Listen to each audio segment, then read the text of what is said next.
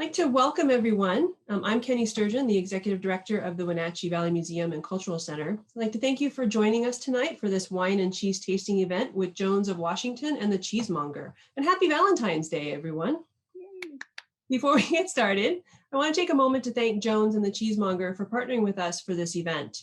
They have generously donated a portion of the proceeds from tonight's event to the museum. So also thank you all who bought the tickets for tonight to this event and for participating with us at home. I'd like to say hi to all of our members out there who have joined us tonight. If you're not already a member of the museum, I invite you to join us. We've got virtual events, online classes, and virtual tours, and we are open for visiting by appointment right now. And we've just, as of Tuesday, we'll be expanding the number of people who can come by appointment. So check it out online on our website. You can also give us a call and we can set that for you. Before we get started, I want to acknowledge that the Wenatchee Valley Museum and Cultural Center is located on the traditional homelands of the Pisquosa. We acknowledge the traditional lands and offer respect and gratitude to the Pisquosa and to the diverse indigenous peoples that reside in North Central Washington today. Here at the museum, our job is to gather with our community, to engage and to educate. And sometimes what the community really needs is to meet over a great glass of wine and some yummy cheese. I'd like to introduce you to our other hosts tonight. The first is Wilma Cartagena from the museum's board of directors. Wilma is new to the museum's board this year, though she has been an active advocate and supporter of the museum over the years, and she is one of our best MCs for Multicultural Fest I've ever seen. You go. Wilma and I are joined tonight by Pybus Marcus Jones of Washington's tasting room manager, Casey Kwok, and Finn Hardecker from Cheesemonger. While we taste, Casey and Finn will help us to learn more about wine, more about their varietals, little about cheese making, I hope, because I love cheese, and how to pair the two best. Casey. Okay, well, hello everyone. So happy to be here. Thank you to the museum for inviting us to be a part of this really fun wine and cheese tasting. The most important thing that that everybody should do tonight is to have fun. Number one, it's Valentine's Day. And maybe learn a little bit about pairing but the number one rule tonight is to have fun and be adventurous and experiment. Okay. Mm-hmm. So I have been the tasting room manager at Jones of Washington since 2013 when Pybus Market first opened. The Jones of Washington and the Cheesemonger we've paired before in doing cheese and wine tasting classes. Before the pandemic, they were actually in person. This is actually our first virtual tasting. So that'll be kind of fun. I'm excited to do that. So a little bit about Jones of Washington. So Jones of Washington is a local winery based out of Quincy. The Jones family are longtime Quincy farmers that have been in the area since, as I said, since the 1950s. Jack Jones was our founder. And in the early 1990s, he decided that he wanted to branch out from being a potato and onion farmer, into orchards and vineyards. Mm-hmm. And that was proven to be he was a very visionary guy that knew that North Central Washington was going to be a premier grape growing region, which it certainly has come to fruition in now, as we can see. Our two areas that we grow our grapes in are primarily the AVA of Ancient Lakes, which is in Quincy, and also the Wahluke Slope, which is in Mattawa, and that is where our wine production facility is. We also have a tasting room in Quincy, of course, that was our original tasting room, and then, of course, our tasting room at Pybus Market. So once again, tonight's all about fun and tasting delicious cheese. Finn and I had some fun pairing the cheese with the wine, and we have some unusual pairings tonight and some ones that sort of go along with the rules. So it'll be interesting to see what you guys all think too. There are rules.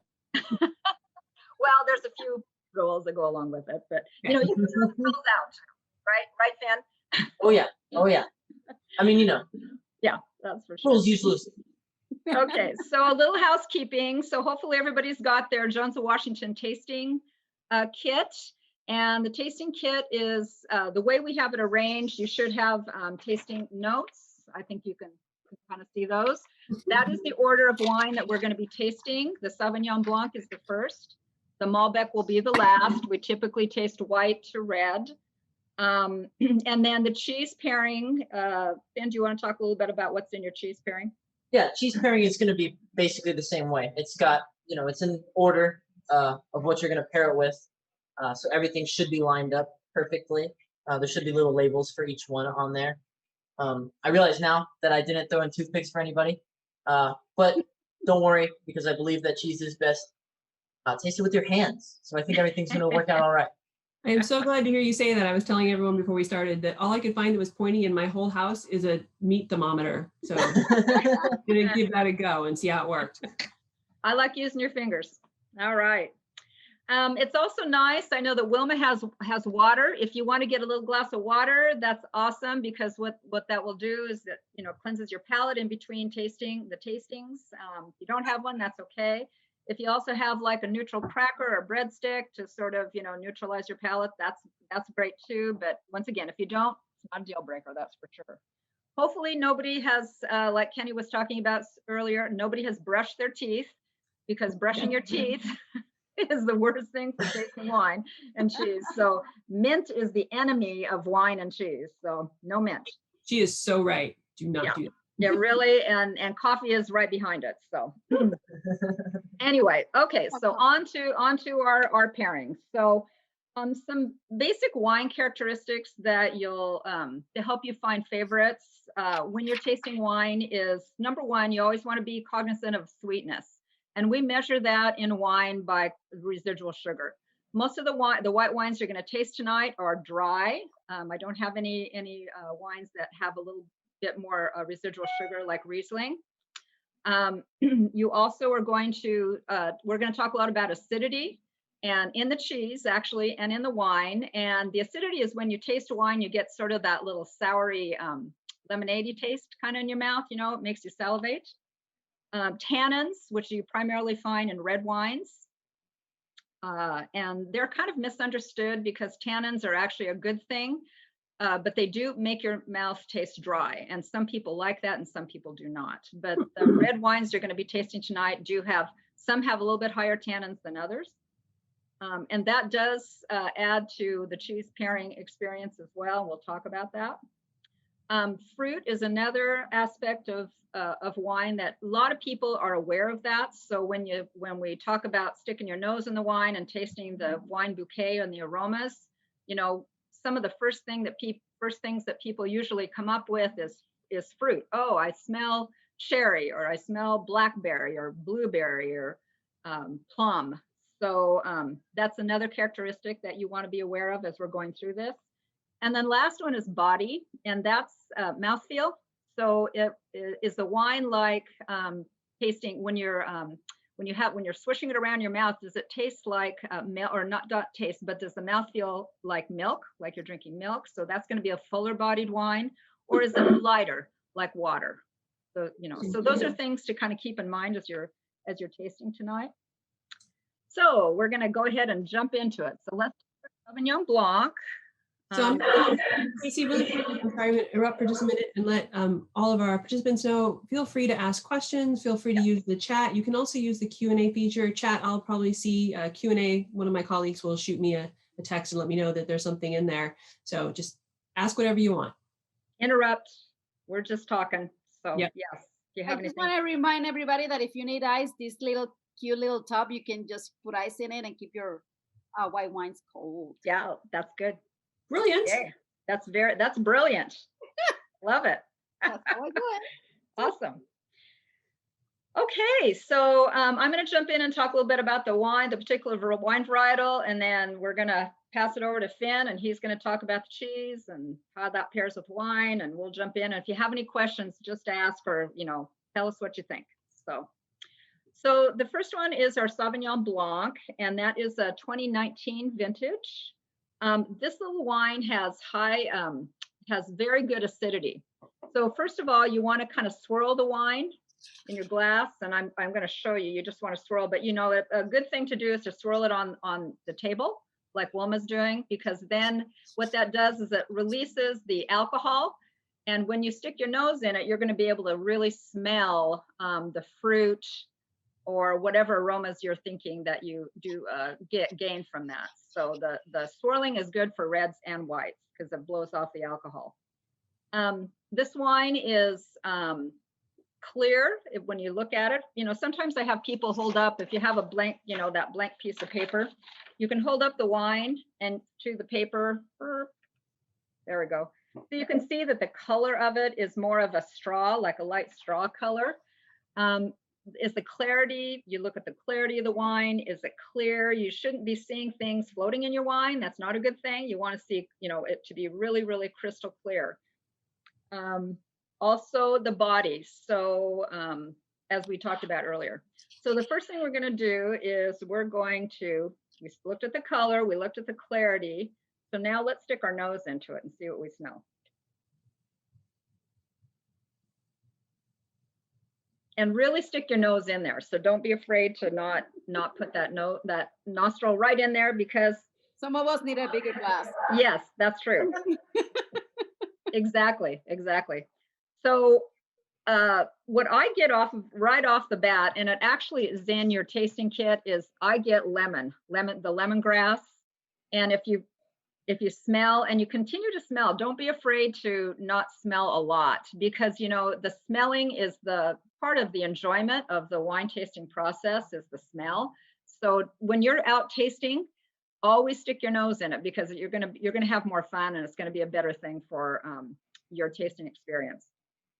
So anybody, what else do you get off of this? Anybody? I get the citrus, but there's something sweet. I'm not quite sure what. Yes. What it Kind is. of a sweeter. Like an undertone that's kind of sweet. Yeah. So these notes are from the winemaker, and he's got such a sophisticated palate that he can come up with things that I can never taste. But and as well as the aromas, you know, in the bouquet. So he says that this has got some nectarine in it. So, and that might be what you're getting off of it. Anyway, okay. So the next piece is that let's take a little taste. And you want to swirl that around in your mouth, and you can so this wine has high acidity. So that's what's making your mouth pucker a little bit, is the acidity in the wine. And when you pair wine with cheese, one of the things that I like the best is the acidity with the wine with a saltier cheese, but Finn will get into that a little bit more. So. Hey, you ready for me? Yep. Cool. So the first one that I chose. The whole wine, you need to tell me what to eat with it. I'll finish. Yeah, that's what I say. Don't drink all the wine. You got to have the cheese too. That's all right. The cheese is still gonna be great. Yeah. So the first one that I chose is called Montemore, which is an Italian style cheddar, which essentially means that it was made by an Italian, Papa Sartori, from the Sartori family in Wisconsin. So Italian style means that it's got age to it. It was inspired by like the classic Parmigiano Reggiano from Parma in Italy. So when you try it, and it is best to kind of let it sit on your taste buds. I said to let it warm up, but if it's not completely warm, kind of let it sit for a second in your mouth so you can really get the full flavor. This is a beautiful cheese. Oh, it's wonderful. Now, at first, it just kind of tastes like a traditional white cheddar, you know, Tillamook style. But as you let it develop, you notice that there's a little bit of a crunch to it. That's called terracine. Those are bits of calcium and oxygen. Solidifies after you age it for more than 6 to 9 months. And so that's what gives it that crunch. If you look on the outside of it, which it's too late now, but you'll see like a white crust. That's called sodium lactate. So on the outside of the cheese, before you eat it, you'll see the sodium lactate. And then on the inside, it's called terracine. So it's like magma is to lava. Nice. You'll get a sweet nutty flavor to it, and it's almost fruity, which I think pairs perfectly. I mean, typically, because there's no added flavors or anything, so it's nice. I like the fruitiness of it. It's perfect with this wine. I agree. Glad it worked out. And you know, the cheddar isn't cheddar with Sauvignon Blanc isn't like a normal Because doesn't typically, you know, they say goat cheeses and white Yeah, cheese. yeah. So We the read cheddar up on cheese is that kind a of little fun. bit together. Uh-huh. But yeah, Yeah. I mean, and I was basing everything that I learned off of what you would tell me when I let you kind of pair them up, pair them together. And so I'm excited Yeah. to hear that it works well. Yeah, I like it's the not, name it's, of the cheese, yeah. Montamore. Do you know what that means? I do not actually. It's perfect. I think it's Mount Love. Yeah, see, I knew Amore was love. And a Monte is for mountain or, you know, big. Nice, nice. See, my boss is Italian and he teaches me a lot of things in Italian, but he doesn't teach me about cheese. And so, and Perfect, so perfect for fitting today for Valentine's Day. I was just gonna Go say, get so some thank you, Valentine's Day. Yeah, excellent, excellent. Sauvignon Blanc. Perfect. Oh, that's nice. You know, and it's, what I like about it is the saltiness of it with the acidity, you know, you've got kind of that contrasting flavor. And so it's an unusual pairing, but Yeah, I like that it's salty up front and then the fruitiness on the finish because again, that's not something that you'll like find in like an aged Tillamook cheese or anything like that. Right. And those are the Sartori brand is like one of the more popular and well-respected domestic brands because typically when you get like aged cheddar coming from England, cheddar actually originates from a town called Cheddar in England. And if you look into cheese, you'll find that most everything, Brie, Roquefort, Gouda, it's all regional, and each different region has their own way of making cheese, which is why it's hard to pinpoint one certain style of making cheese because everything is unique. That's interesting. I didn't know that. Yeah. Yeah, but that makes sense, right? Yep. It's like, you know, grapes are to wine. Right. Well, what grows together goes together, right? Yep. Yep, I've heard that a lot. What grows together goes together. Yeah, absolutely. That's the Montamore. All right. Montamore. Good pairing. Agreed. Yeah, that's awesome. One thing I was going to say about the Sauvignon Blanc, one of the Sauvignon Blanc pairs really well with a lot of herbaceous. It's got some herbaceous qualities to it. One of my favorite pairings with Sauvignon Blanc is a quiche with lots of parsley and herbs and fresh herbs in it. Very nice pairing. So try that. So savory. Okay, so are we ready to move on to the next wine? And that will be our Pinot Gris. Okay.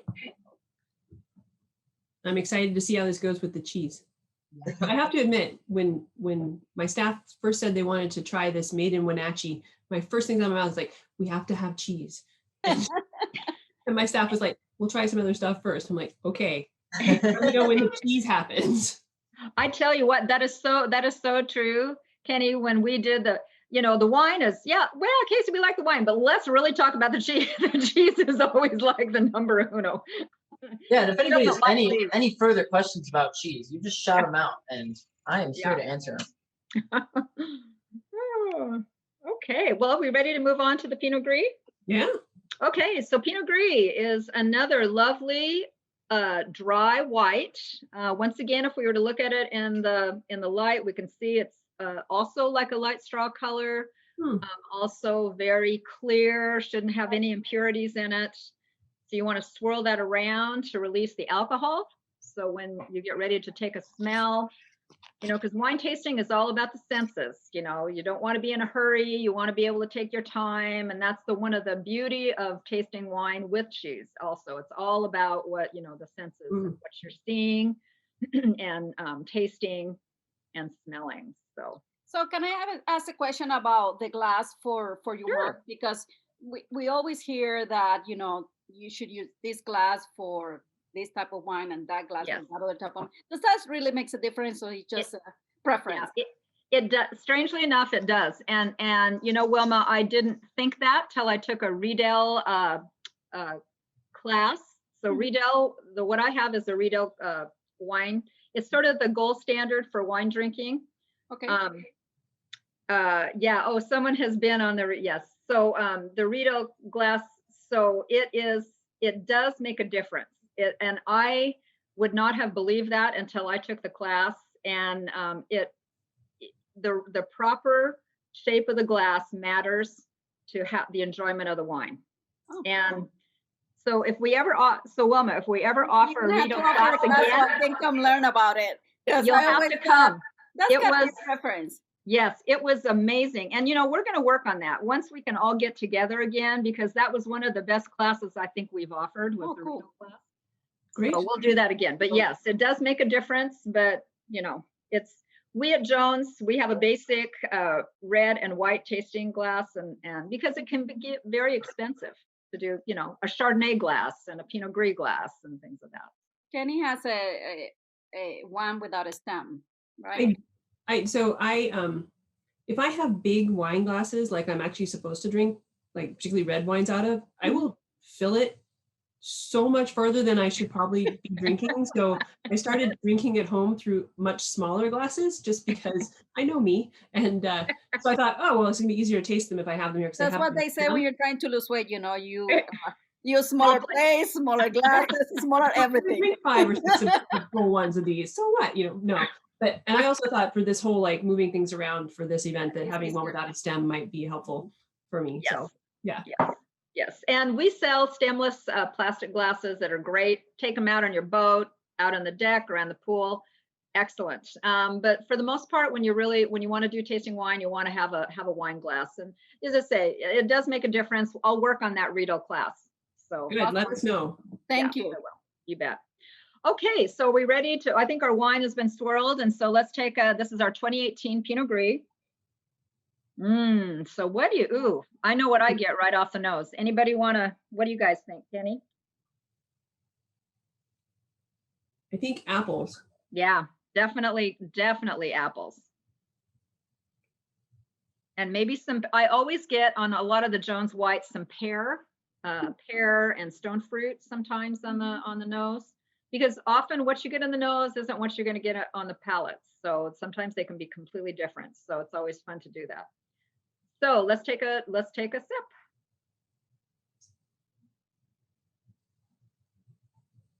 This has always been my favorite. The Pinot Gris. It's a lot of people's favorite. Yeah. And it Really, you can barely feel it. It's just light. Yeah. It feels so different than the previous one. Yeah, it is. It is not as acidic. It's lighter. It's got a little more stone fruit on the palate, but definitely some apple too. Good call on those. Some citrus, maybe some grapefruit or something citrusy. A little bit of citrus on there. Yep. Yeah, it's the Pinot Gris is by the way, Pinot Gris and Pinot Grigio, we sometimes get that question in the tasting room, are the same wine. It's just the difference in the winemaking. Pinot Gris is French method, Pinot Grigio is Italian. So interesting. That's good to know. I just just a little factoid like to abbreviate. Yeah. That's so wonderful. All right, Finn, what have we got? So for the cheese, Mm. we got the American original, Humboldt Fog. I don't know if anybody's familiar with Humboldt Fog. It comes out of Northern California in Humboldt County. I think I've had it before when I was at a cheese shop in Humboldt, actually. Really? So you've been to Humboldt County? Yeah, I grew up in California, so. Super cool. So you probably know then that cheese is widely regarded as maybe being Humboldt County's second finest export. Gosh.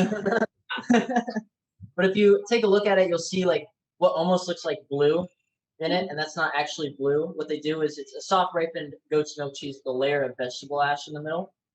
So I'm sure on a few of the pieces you'll see what looks to be blue, but don't worry, it's not mold. We'll get to that later. That is just edible beet ash, to be specific. And what they do that for is to separate the morning milking from the night milking. And it being goat's milk cheese, naturally it's going to have a little bit of a tang to it. As far as goat's milk cheese goes, this is more on the mild side. It doesn't have too much of a barnyard flavor, which is super common with goat's milk cheese. And you may notice also, and again, this is going to be piece by piece, but sometimes you'll get a piece that has a little bit of a creamy texture to it, whereas most of it's crumbly. And that's because when it's soft ripened, the closer you get to the bloomy rind, it's going to get creamier. It's also going to get tangier. So if you do happen to have a piece that's mine a is little bit really creamier, creamy, very creamy. I love that creaminess of it. Perfect. Yeah. But So that's going to have more salty and yeah, definitely. It's going to have a lot more of that tang to it. Yeah, and you're more than welcome to give it a whirl. Outstanding. I love this pairing. it's good. I like the creaminess of it. Mm-hmm. like what Wilma was saying. Mm-hmm. And the softness of it. It's not super, super salty. Yeah, it's something that's good for like sprinkling on top of like a salad or Yeah. and it's got quite a strength to it, so it's good in smaller doses. Would That you being said, put this I've eaten. in the macaroni and cheese? I will put that in macaroni and cheese. That will be so tasty. It's creamy. Everything goes in mac and cheese. Definitely. You can put any cheese on macaroni and cheese, if it's good cheese. Oh yeah. It's just macaroni and cheese. It's just great. That's like the extent of my, fancy cheese cooking. Fancy grilled cheese sandwiches and fancy mac and cheese. Yeah. So Finn, is this a sheep cheese? This is a goat's milk cheese. That's a goat's milk cheese. Yeah. And what's the difference between goat's milk and sheep milk cheese?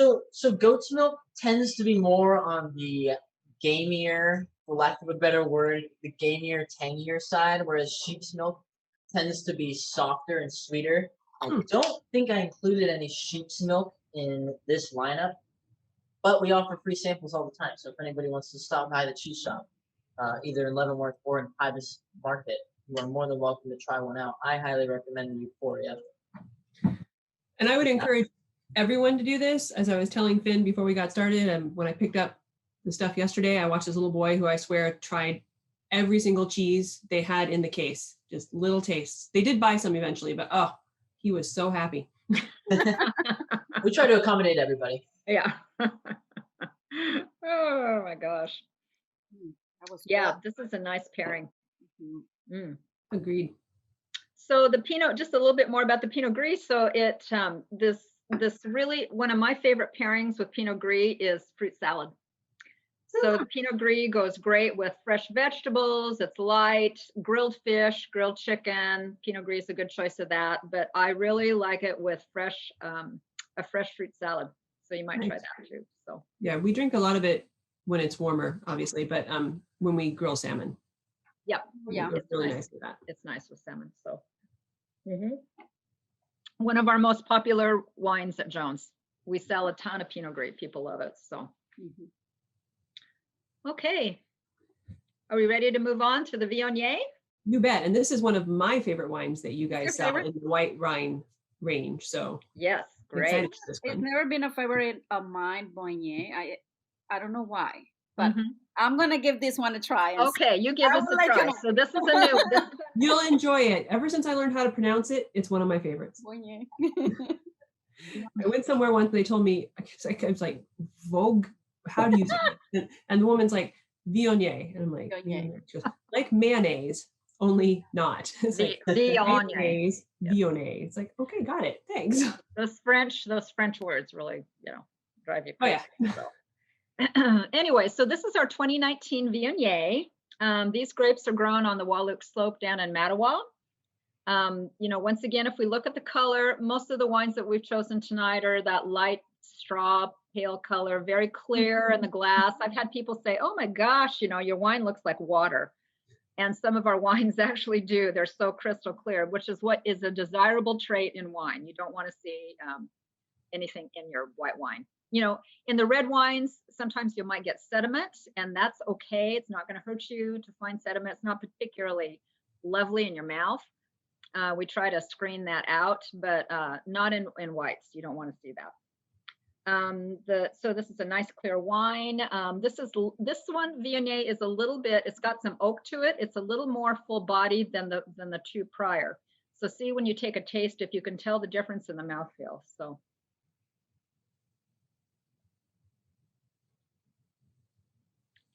the oaking gives it a little bit more of a creamier, bigger mouthfeel. So it's not quite as like water as the other two. And so it's just a different feel. Forgot to smell. So anybody, if you have a chance to smell, we got a little bit out of order there. So yeah, so the Viognier. So Wilma, what do you think? Since this isn't one of your favorites, what do you think? Fruity. Fruity? Yep. Maybe that's why that but I felt them more in the back of my throat, this one, than the other ones. Did you? Yeah. Yes. So when you finished, the Mhm. finish of it, it's got a little bit longer finish. It's a little bit bigger. We call it a bigger wine. So, Okay.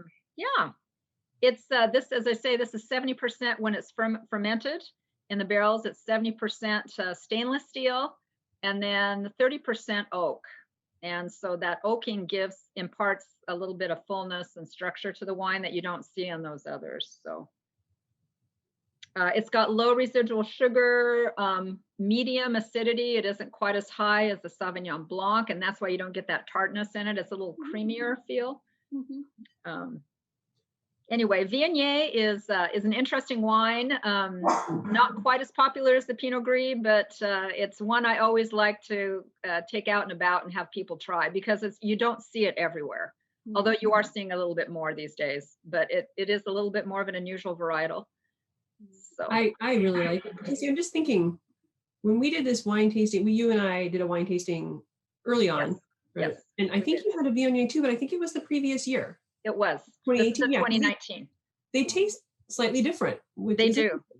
And that is so true. Glad you brought that up, Kenny. So every year, people will say, "Oh my gosh, do you have any of the 2016 whatever?" And I'll say, "Yeah, but I can't guarantee that next year is going to be the same." We sometimes do something called a vertical tasting, where you get the same varietal. Say you have a Cabernet Sauvignon, and then you do it 1 year right after another. So you have a 13, a 14, and a 15, and you get a taste. And it is so it's so fun because you can tell the difference. Yeah. Just tasting those wines one right after another. And if you ever have a chance to do that at a winery, ask to see if they have that, those vertical tastings, because it's really a lot of fun. We're getting ready to do one here when we open up, of a vertical tasting of our cabs. So that should be really fun. So I will be in line to do that. Yes, it's really fun. If you haven't had a chance to do it, it's a lot of fun. Because it's always so hard to judge, because if you drink something and then you don't for a while, and then it's the next year, but you're like, oh, I can't remember if that was even the same year before. I know. And so who's that, people sometimes, if they're very much into being a wine nerd, they'll keep all kinds of spreadsheets about their wine and all of that, but I'm not like that. But I do know some years I like the wine better than others, and it's just interesting. It is interesting. I think it has to do with the weather and also the winemaking process. So great. So Finn, Right. our cheese. So the cheese that I chose for this one is a very popular soft ripened triple cream cow's milk cheese coming out of France, called Saint Andre, coming out of the Normandy region of France. So it's triple cream, so it's gonna have a really light and buttery flavor, but super pronounced, and got a 75% butterfat content. That's why they call it triple cream. So what you do to create a triple cream cheese is, before you finish aging it, you add heavy cream, which it took me quite some time to realize that that's how you did it. But it's pretty easy. So the same kind of deal, the closer you get to the rind, it gets a little bit creamier. And the rind on this one is edible. I tried to avoid putting rind pieces in there just because it does have quite a bit of tang, and I don't want to split any crowds or anything. But yeah. It works well with this wine, though. I like it. It takes, I don't know how to describe it, but it can also balance it out. Yeah. And I totally agree with Renee in our chat, who says it's amazing. This cheese is amazing. It's really good. It's very good.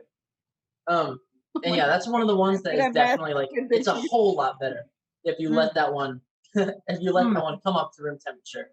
I hope people forgive me that I'm licking my fingers. I don't have a toothpick, so the mess is so creamy. Next time I'll include makes it taste better. It's okay.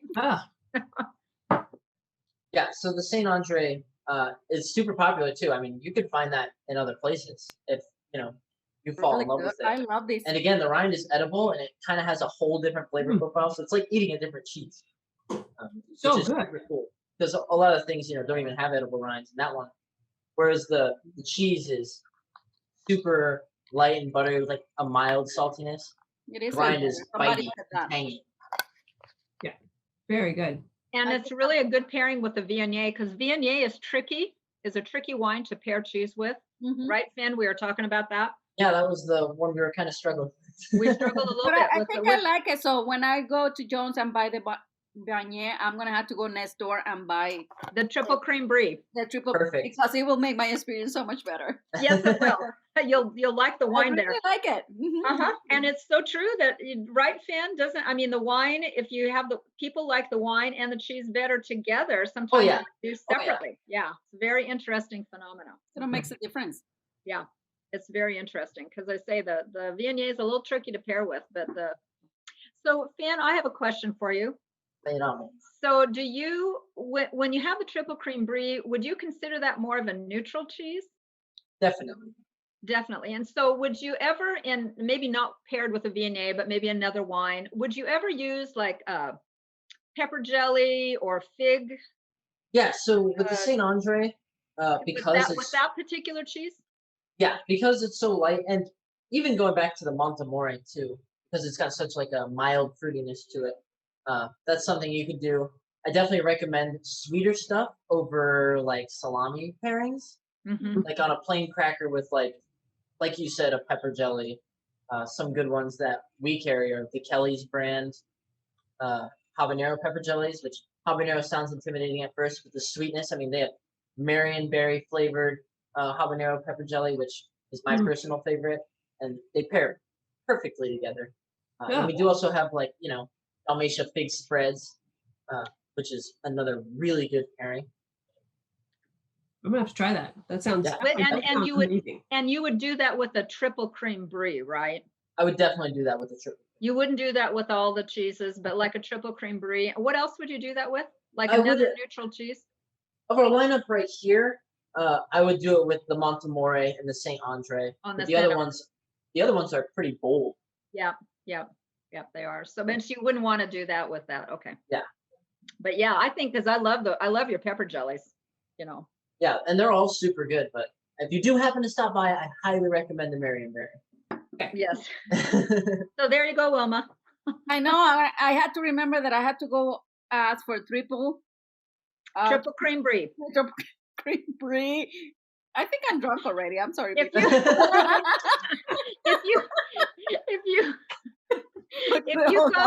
if you come and I'm working, I'll remember it for you. Brie and the pepper jelly and Right. Viognier. Okay. Yeah. Yeah, you're gonna have to write it down somewhere. I'm not gonna remember tomorrow. We have a board meeting tomorrow. I'll remind you. Oh, yeah.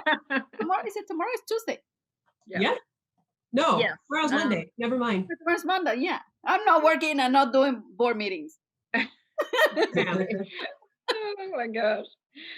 So just a little so this Viognier as an aside is tricky to pair with, as I said, with cheese, but boy is it a good wine with seafood. So Kenny, you were talking about how the Viognier with any kind of seafood is super good.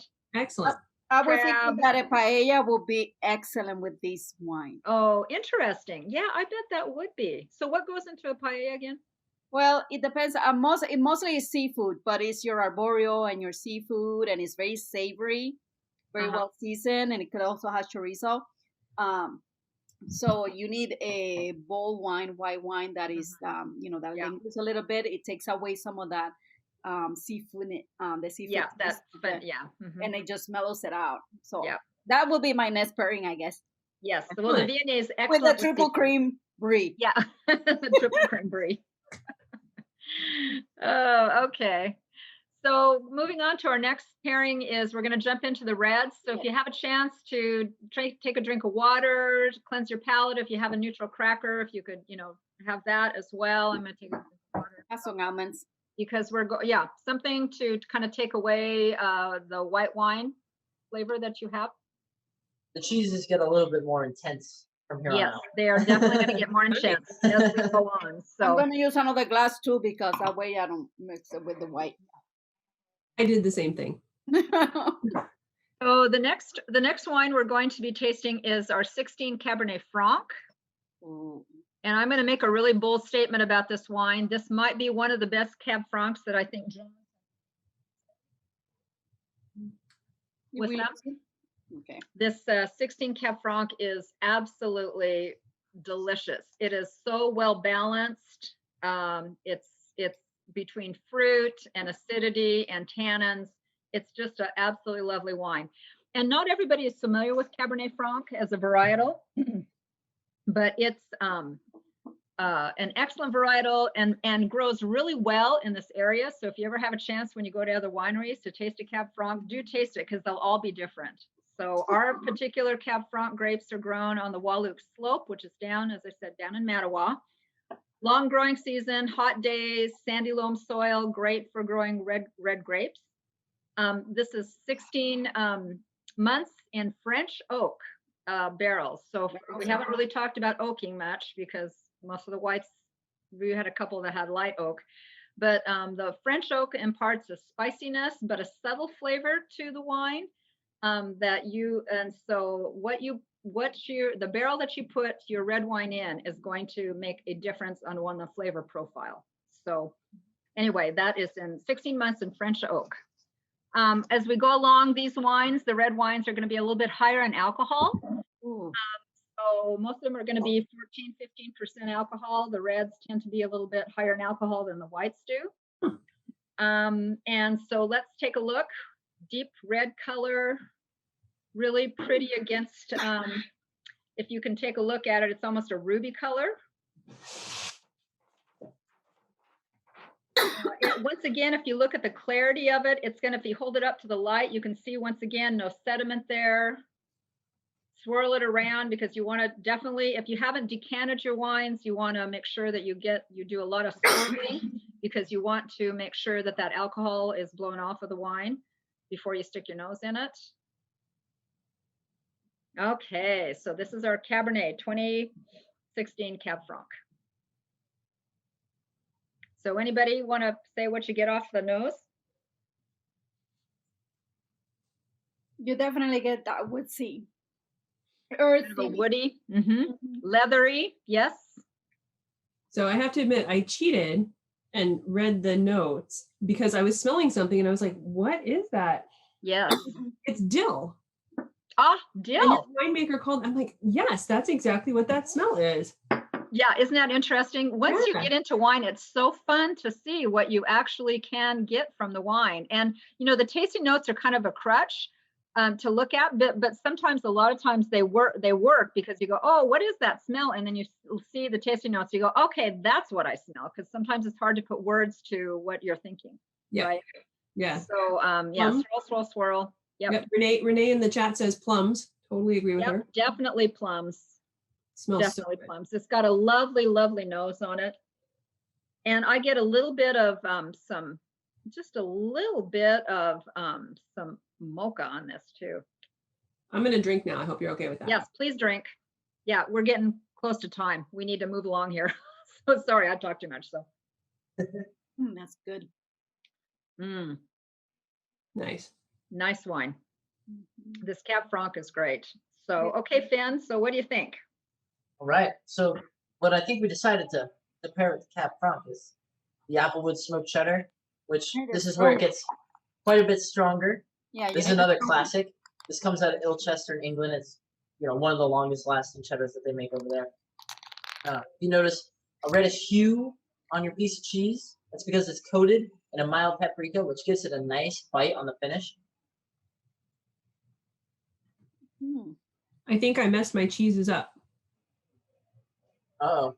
No, it's okay. That might be right. No rules. Yeah, right. As long as you're enjoying the cheese, then that's what matters. Good. Okay. So it's got a really intense smokiness to it, and that's in part because they add a liquid smoke to it as well, an Applewood smoke flavoring. And it tastes the like paprika- salami. You say? It tastes like salami. Yeah, a lot of people think that it tastes like bacon because Something Applewood is Oh, a that's very why I like it. yeah. It tastes like Applewood bacon. is a very popular smoke that's used on bacon, and so I mean, how could you go wrong?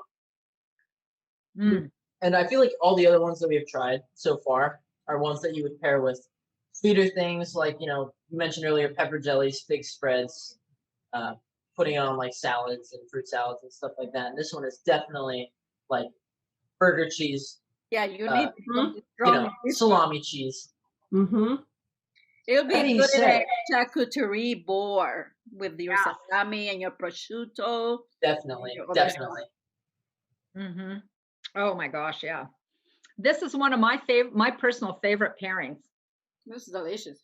Love the pairing of the Cab Franc with the Applewood smoked cheddar. So Finn, do you think most cheddar cheeses go well with the red wine?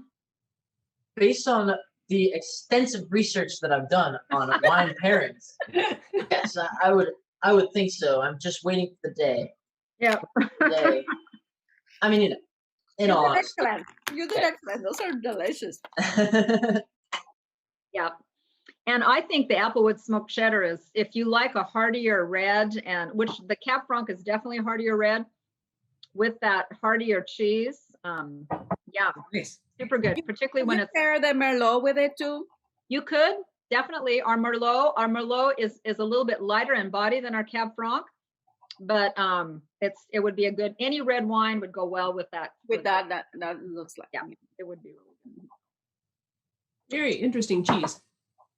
Yeah, that one is actually the best-selling cheese that we have here. Really? The Applewood. Clocking in at around 9,000 pounds sold last year.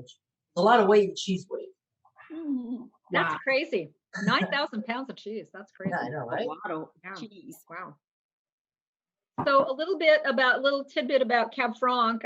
Once again, Cab Franc is great. It's got some herbaceous notes to it, and it's great for meatballs, pork roast, barbecue. Cab Franc is great with barbecued hamburgers. So if you're ever thinking, you want to have a barbecue this summer, pull out some Cab Franc and you'll be happy that you did. So I was just thinking one of the go-to summer meats that I make is a slow cooker Kahlua pork. And it's a Hawaiian recipe. So it's just liquid smoke and salt and pork shoulder for 20 hours in the slow cooker. And that wine and that cheese would be amazing with it. That would be amazing. That would be an amazing. You can do that and invite all of us to try it, just to make sure. You got it. Yeah. Well, now I'm really hungry. I hear a board retreat. Just to make sure that it pairs well. Oh, awesome. Okay, so I think we're ready to, in the interest of time, we're going to move along here. So the 2016 Carmenere is next. So I'm really glad that you chose this wine, Casey, because I've been picking up wine randomly at Jones since we've all been in lockdown, because why not? And this one I keep picking up and putting back because I'm just not sure if I'm going to like it or not. So I'm super excited you chose this. Yes. So Carmenere is an interesting wine. It's a wine that is not widely known. It's a varietal that is not widely known. It's been called a mystery grape. Most of the grapes are grown in Chile. Started in Bordeaux. They had a severe aphid attack, killed all of the Carmenere grapes in Bordeaux, France in the 1800s. And it shows up back in Chile. They don't know how it got there. They thought it was Merlot. Ends up being Carmenere. So Carmenere grows very well in the state of Washington. We grow ours down on the Walloop Slope. It's dark burgundy in color, but it is a different wine. It's not a wine that a lot of people are familiar with. And it has a particular flavor profile that not everybody loves, frankly. People either love it or maybe you can just leave it. So we'll see what you think tonight. So. It has a really distinctive smell too. It does. Peppery. It does. I smell habanero chile. Yes, and it's green pepper. The pepper is predominant. Yes. Yeah. Renee in our chat says it's one of her favorite local Carmenieres.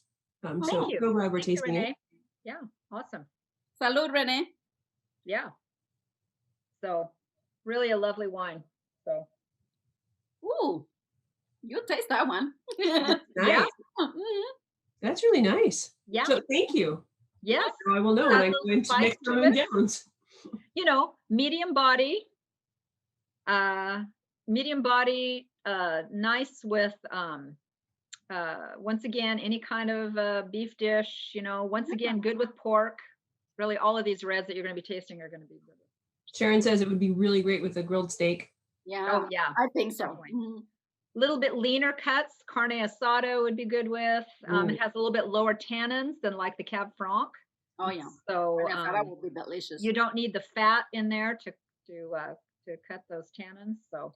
And carne asada is one of my favorites, as my husband will tell you. Every time we go out, I always look at the entire menu and he's like, what are you going to get? And then he looks at me, it's like, why am I even asking? You're gonna get carne asada. No, They yes. do have good carne asada here in town, by the way. Yeah. So, The restaurants are so good. next time you order, or you make carne asada, have a bottle of Jones Carmenere. You know what? I suggest that Jones put out a barbecue pit outside in that area in the summer. Good idea. And With go mac and down. cheese next door. Yeah, there we go. What do you think, Finn? I love it. Yeah, we could do a barbecue pit. That would Yeah, go yeah, really yeah. well. I think people will love it. The smell alone will draw people in. Oh yeah. So what's our cheese for this one, Ben? So the cheese for this one is one of my favorites, so I'm pretty excited. This is called Old Amsterdam. It's a 1.5 to 2 year age Gouda coming out of Westland Creamery, which is in Gouda in Holland. It's got a lot of the terracine buildup that we talked about in the I first. love Gouda. It's one Yeah, of it's- my favorite cheese. And this one's nice because it's just like, it's, according to my cheese magazine that I subscribe to, it is considered the authority when it comes to Gouda. Oh my God, this is Oh, it's really nice. Mm, That's really a different cheese I love this than one. the other ones. What am I tasting in this, Finn? So there's no added flavors or anything like that. It's just traditional Gouda made in the traditional Dutch fashion, which we're a little pressed on time. I can tell you, they squeeze all the way out and then they brine it. And for this one, they brine it for about a year. It's really good. And so you'll I notice prefer the there's same pineapple in crispness. this, but that's just probably because I drank too much already. Notice that there's the same kind of crunch that there was in the first one. That's the terracine. Typically, when you age cheese for more than 6 months, you get that kind of calcium terracine buildup. And another little fun fact for you is this is made with cow's milk. But if you happen to know anybody who's lactose intolerant, a lot of times people come to me and they say they're lactose intolerant and they can't try cheese. I'm like, well, once you age cheese past 9 months, then the lactose is naturally aged out of it. Mhm. Really? Cheese is lactose free. Yeah, so if you have lactose intolerant friends, have them try it. They get all the pleasure of Gouda without all the pain. You know what No I'm saying? kidding. I heard that before about very aged cheeses that are much better for people with lactose intolerance and IBS. Yeah. Really? We're talking about that in the wine tasting, but yeah. Guys, I did not know that. Yeah, Me so Not the same if you just use like a regular slice, regular cheese. Yeah. But the aged cheeses especially. Well, yeah, there's once you there's age cheese for definitely 9 months, definitely a difference in getting cheese from the cheesemonger as opposed to your local supermarket. that is true. So- That is true. But Finn, that is so good to hear. My brother is lactose intolerant and has been for decades now. And I always feel slightly guilty because I know growing up he loved all things lactose. And so I'm going to send him some. We love cheese. yeah, please do. And Let's just tell the truth. We just love cheese and we love it. So yeah, if Finn, there's I anybody have who can relate, it's the guy who does it for a living. hey Yeah, Finn, I have and a it's question. surprising. It's surprising to hear how many people go so long being lactose intolerant, not knowing that. Hey Finn, I have a question. Why is that cheese? Why do some cheeses have the old Amsterdam? I don't know if people can see it, but when you buy it, it's got a black plastic covering or waxy covering. Why is that? So when you age Gouda, it's aged in a brine, which creates like a harder rind. And that black, that's not necessarily wax. That's just like, I don't know the technical word that they use for it, but a lot of times they just put a coating over it, which is like it's wrapping. Like that's what they use to wrap it. Whereas most cheddar styles, they either use a wax. Traditional English cheddars most of the time use a wax. And white cheddars, a lot of times those are shrink wrap them. And the rind is aged naturally. But for the most part, if it's not wax or Gouda rind, like you mentioned, the black covering, it's totally edible. Now it's not edible on the old Amsterdam. Don't eat the No. don't eat the black. No, on the it doesn't look appetizing, but Yeah, it's most of the time Just it's like curious. a fiber or a cloth. Okay. A lot of times they cloth bound cheese, which is just its natural rind. Okay. Yeah, that's more of like a marketing thing. Excellent. Okay, well, in the interest of time, we're going to jump into the Malbec. She moved away. She There's doesn't an alley. You're doing the Merlot, right? It's a Malbec, isn't it? Malbec. Oh, it's a Malbec. Yes, it's a Malbec. I needed to read in my glasses one. Yes. So this is a 2015 Malbec. Once again, grown. This Malbec is actually grown in Ancient Lakes. We do have a few red grape vineyards in Ancient Lakes outside of Quincy. So this Malbec is like drinking velvet. It's so rich and fruity, very low tannins. People who do not like the tannic Cabernets or the Merlots really, really, really love Malbec because it's soft, it's fruity, it's rich tasting, and it goes great with a variety of foods. Very food-friendly wine. A little bit higher in alcohol. This is all of our wines, by the way, are 100% varietal. We're not cut with anything else. Okay. And this is French oaked, like what I said before about the French oaking, gives a little bit of spiciness, but very subtle flavors, unlike American oak, which is more bold. It smells fantastic. Yeah, it's got a lot of fruit on the aroma, and even better on the palate. Nice. That is really fruity. I like this one. Very fruit forward, but not a fruit bomb. It's really just fruity and nice and soft. Easy to drink. We sell a ton of it. So, and this tasting, I just have to say before Finn talks, is that this was the most surprising tasting we've done. And I think Finn suggested this pairing, and I was like, wow, really? And I think it might be my favorite. So we'll see what you guys think. So go for it, Finn. Yeah, so earlier I was talking about the rind of Humboldt Fog, the creaminess being a crowd splitter, but this one is definitely a crowd splitter. And I know, looking at all the people in here, there's 16, so I know there's going to be 8 people at home that are going to love this, and there are going to be 8 that are going to be like, oh my god, I can't believe I signed up for this. Yeah, this last one we chose is Gorgonzola, which is a blue cheese. And in case you don't know what blue cheese is, it is moldy cheese. It's moldy. Yeah, what they do, this one comes out of the Just wait. Yeah. You got to give it a chance. You got to give it a try. Many people shut it down. Yeah. It is what it is. I'm not going to force anything on you. I personally love blue cheese. I'm an animal. I will let Wilma decide. I love all things blue cheese. So yeah.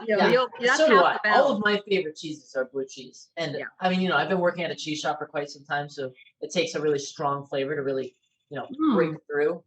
But when you pair it with the wine, it's exceptional. I want to try it. Try it with the Malbec, you guys. And it's really, really lovely. Isn't that lovely? Mm-hmm. Wow. So what they do to make Italian Mountain Gorgonzola is a certain mold culture is introduced to it in the beginning of the aging process. And they firm it up, press it, then they stick a metal rod through it. So if you have like a whole wheel and you cut it in half, you'll see what looks to be lines of mold going through it. That's where it starts. And all you do is poke a hole through it, and the mold starts naturally growing on its own once the oxygen is introduced to it.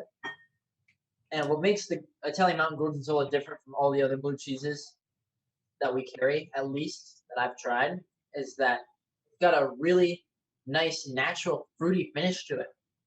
And it's very unique. I mean, I've never had a blue cheese. Typically, you get like just a strong, salty or barnyard flavor. Right. Super. I don't get the fruit. Mold intensive. Very salty. Yeah, but I just get like a light. It's really on the finish. I get like a fruit flavor from it. I think it's delicious. It's a fantastic cheese, Finn. Thank you. And Sharon says in the chat, excellent. I totally agree with her. I do actually a lot with Gorgonzola. I've got like cheese leek pies that I make, and we melt it on grilled steaks, and I just love Gorgonzola. So Gorgonzola. I mean, the Malbec is also, by the way, one of my favorite varietal wine. Can you believe the pairing of it? I never would have chosen a Gorgonzola with a Malbec, but I think the low tannins in the Malbec and the fruitiness of it with the fruitiness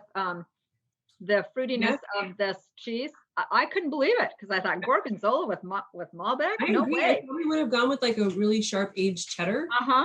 Which is also nice, but I think the Gorgonzola is better. Yeah, we had a couple talks about it where we were talking about, we don't want anybody to feel like they're missing out on something because they go in thinking they don't like blue cheese. And so we decided on a couple other things. Casey tried them out, and I think in the end, we decided that we were just going to go for it and hope that everybody at least gave it a chance. Yeah. I hope that everybody's giving it. I will vote for it. And actually, I liked it with the Malbec. Yes. Awesome. Great. Glad to hear that. A blue cheeseburger with this Malbec. Mm-hmm. Nice. The Malbec That's an would be idea. delicious. Good Nice. pairing, Wilma. Very good pairing. So we are wrapping up as we're getting towards the end of time. I do have to ask one question, and it's for Casey, for you. Just 'cause I'm always curious. So I drink white wine when it usually is warmer. I don't usually drink it in the winter, but I don't like it chilled. Yes, And it always seems to me like it has more flavor when it's not chilled. that is exactly right. What's going on, or am I just nuts? No, you are not nuts.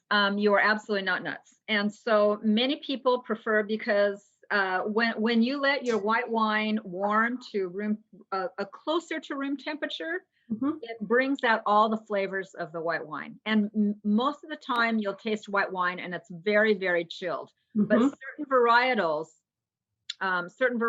really bloom, and you get the aromas and the bouquet. So you're not crazy. It is okay to let your white wine not be completely chilled. Bring it to close to room temperature. And absolutely. And it's okay to have your reds a little bit colder than what you think they are. 60 degrees, 62 degrees is a good place for red wine.